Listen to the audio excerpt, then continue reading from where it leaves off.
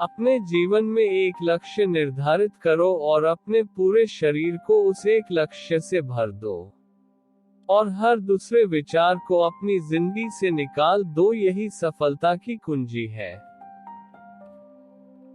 जिंदगी का रास्ता बना बनाया नहीं मिलता है, स्वयं को बनाना पड़ता है। जो जैसा मार्ग बनाता है उसे वैसा ही मंजिल मिलता है। उठो, जागो और तब तक मत रुको जब तक लक्ष्य प्राप्त ना हो जाए। किसी दिन जब आपके सामने कोई समस्या ना आए तो आप सुनिश्चित हो सकते हैं कि आप गलत मार्ग पर चल रहे हैं।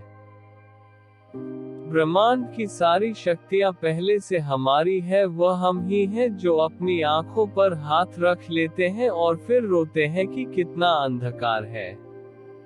सत्य को हजार तरीके से बताया जा सकता है, किंतु फिर भी हर एक सत्य ही होगा।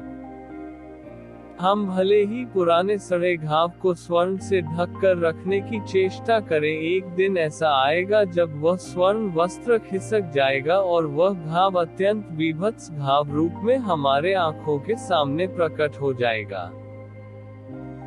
एक बात हमेशा याद रखिए कि संभव की सीमा जानने का केवल एक ही मार्ग है और वह है कि असंभव से भी आगे निकल जाना।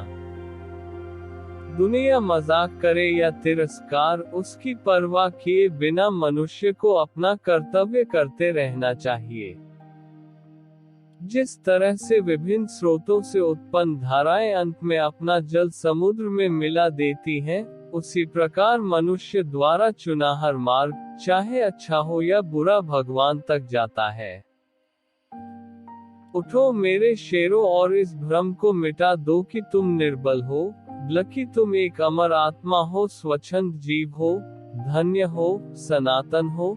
तुम तत्व नहीं हो, ना ही शरीर हो, बल्कि तत्व तुम्हारा सेवक है, तुम तत्व के सेवक नहीं हो। किसी की निंदा ना करें। अगर आप मदद के लिए हाथ बढ़ा सकते हैं तो जरूर बढ़ाएं। अगर नहीं बढ़ा सकते तो अपने हाथ जोड़िए, अपने भाइयों को आशीर्वाद दीजिए और उन्हें सही मार्ग पर चलने की सलाह दीजिए। आप कभी मत सोचिए कि आत्मा के लिए कुछ असंभव है। ऐसा सोचना सबसे बड़ा अधर्म है।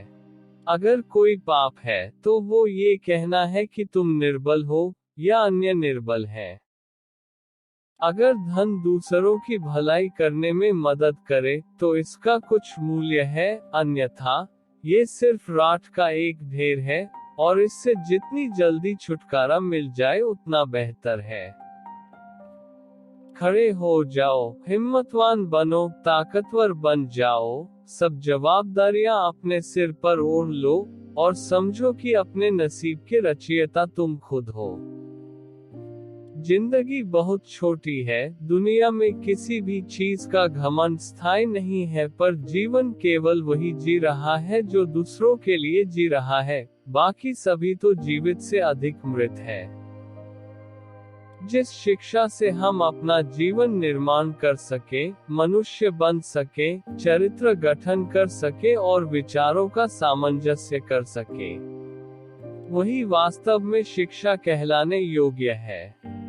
वेदांत कोई पाप नहीं जानता, वो केवल त्रुटि जानता है और वेदांत कहता है कि सबसे बड़ी त्रुटि यह कहना है कि तुम कमजोर हो, तुम पापी हो, एक तुच्छ प्राणी हो और तुम्हारे पास कोई शक्ति नहीं है और तुम ये नहीं कर सकते।